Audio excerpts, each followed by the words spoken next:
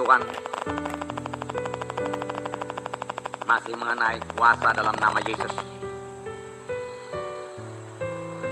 Sebab hari Minggu yang lalu kita telah mendengarkan firman Tuhan, di mana dikatakan segala kuasa dan otoritas yang terdapat pada Tuhan Yesus terdapat dalam namanya.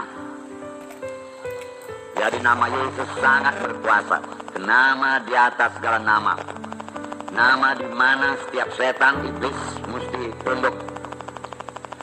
Sepanjang kita memakai dalam nama Yesus tersebut dengan iman, tidak merupakan sebut-sebutan saja, tetapi kita mengenal kuasa yang ada di balik nama tersebut.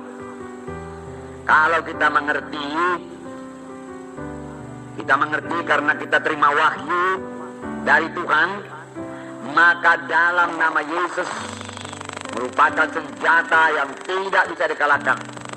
Bahkan merupakan satu senjata yang menghancurkan kuasa musuh. Kuasa itu telah diberikan Tuhan pada gerejanya. Nah, di dalam nama Yesus terdapat segala otoritas, terdapat segala kuasa yang kita butuhkan untuk mematahkan setiap serangan setan, untuk mematahkan tipu daya setan, dan kemudian mengusir setan tersebut dari keluarga kita, dari rumah tangga kita, dari kota kita, dari bangsa kita. Amin, saudara. Dalam nama Yesus. Nah, nama Yesus penuh kuasa, tidak dapat dihancurkan dan tidak dapat berubah. Tuhan mengendaki kita bergerak dengan kemenangan. Oleh sebab itu, nama itu dikaruniakannya kepada kita. Ini artinya Yesus telah memberikan kepada kita surat kuasa, otoritas yang resmi untuk menggunakan namanya mengalahkan setan. Dalam Markus 16 ayat 17, saya membacakan, inilah dia. Tanda-tanda ini akan menyertai orang-orang yang percaya. Mereka akan mengusir setan-setan demi namaku. Mereka akan mengusir setan-setan dalam nama Yesus. Biarlah kita mengenal pekerjaan setan.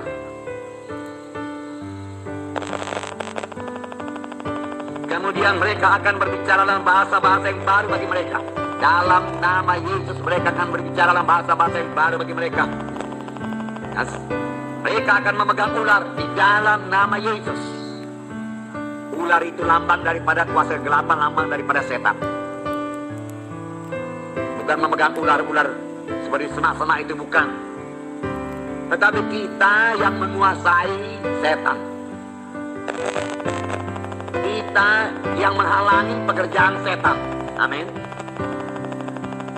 Setan sering memakai situasi-situasi sekeliling kita untuk menghalangi pelayanan kita.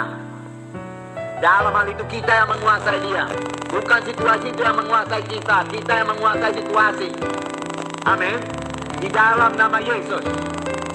Ini berarti dalam nama Yesus situasi bisa berubah, keadaan bisa berubah. Di dalam nama Yesus, karena Yesus masih di atas takhta.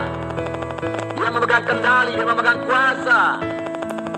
Sepanjang kita memiliki iman kepada Tuhan Yesus di atas tahta yang memegang kendali, yang bisa mengubahkan keadaan-keadaan di sekitar kita, sehingga keadaan itu menguntungkan kita, memberi berkat bagi kita, ya, melancarkan pekerjaan Tuhan, menghasilkan pekerjaan Tuhan. Pakailah dalam nama Yesus. Jadi kita tidak memandang pada keadaan sekitar kita, seperti Tuhan Yesus menghadapi angin dan gelombang, murid-murid ketakutan, ya. Tetapi Yesus sama sekali tidak bimbang, tidak takut, bahkan dia tertidur. Sebenarnya Tuhan Yesus sudah berharap ya murid-murid sanggup mengatasi situasi tersebut. Tetapi nyatanya murid-murid belum sanggup. Lalu Tuhan Yesus menegih murid-murid, mengapa kamu takut? Di mana imanmu? Mengapa kamu bimbang? Kemudian Tuhan Yesus bangsa, dia menghardi angin, menghardi danau dan tenang. Nah, kuasa seperti itu ada dalam nama Yesus. Amin. Nama Yesus dikaruniakan kepada gereja, kepada saudara dan saya. Amin. Berarti genap Apa yang dikatakan Tuhan, pekerjaan yang aku kerjakan akan kamu kerjakan. Begitulah besarnya kuasa yang diberikan kepada kita. Nah, Kisah 4 ayat 7. Kisah 4 ayat 7. Lalu Petrus dan Yohanes dihadapkan kepada sidang itu dan mulai diperiksa dengan pertanyaan ini. Dengan kuasa manakah atau dalam nama siapa kamu bertindak demikian? Bahkan imam-imam mengerti kuasa itu sama dengan nama. Nama itu berkuasa. Oleh sebab itu dengan nama siapa kamu berbuat ini? Dengan kuasa siapa atau dengan nama siapa? Maka jawab Petrus penuh dengan Roh Kudus. Rupanya Petrus melaksanakannya dengan penuh dengan Roh Kudus, dengan banyak berdoa. Dia berada dalam urapan Tuhan, dalam pimpinan Tuhan. Dia tahu apa yang dia perbuat. Maka jawab Petrus penuh dengan Roh Kudus, kayak pemimpin umat dan tua-tua, jika sekarang kami harus diperiksa karena satu kebajikan pada seorang sakit dan harus menerangkan dengan kuasa manakah orang itu disembuhkan, maka ketahuilah oleh kamu sekalian, oleh seluruh umat Israel, bahwa dalam nama Yesus Kristus orang Nazaret yang telah kamu salibkan, tetapi yang telah dibangkitkan Allah dari antara orang mati, bahwa oleh karena nama Yesus itulah orang ini berdiri dengan sehat sekarang di depan kamu. Jelas, tidak ada disembunyikan. Rahasia dibukakan di sini. Kamu tanya dengan kuasa manakah kami berbuat mujizat itu? Dengan kuasa manakah orang itu sehat dan kuat dan berjalan?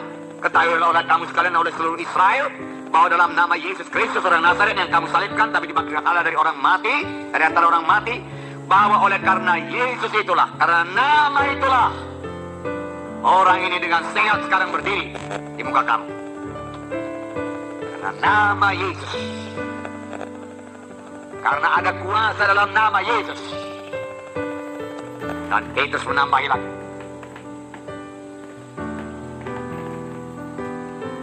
Dan keselamatan ayat 12. Dan keselamatan tidak ada dalam siapapun juga selain dalam dia. Oleh sebab di bawah kolong langit ini tidak ada nama lain yang diberikan kepada manusia yang olehnya kita dapat diselamatkan. Dan dalam nama Yesus itu, Petrus berkata, bukannya terdapat kesembuhan tetapi juga keselamatan. Ada terdapat dalam nama Yesus. Dan hanya dalam nama Yesus ada keselamatan. Dari itu kalau kamu tidak percaya kepada nama Yesus, maka kamu akan terhilang. Demikian sebenarnya yang dikatakan oleh Petrus. Jadi saudaraku, bergerak dalam nama Yesus. Ketahuilah Tuhan sudah mengutus saudara. Sama sebagaimana Bapa mengutus aku, kata Tuhan itu demikian, aku mengutus kamu dengan segala kuasa. Pakailah nama Yesus. Ketahui Tuhan menyertai saudara, dan Dia akan menyatakan kuasanya dalam pelayanan saudara tiap kali saudara memakai nama Yesus. Amin.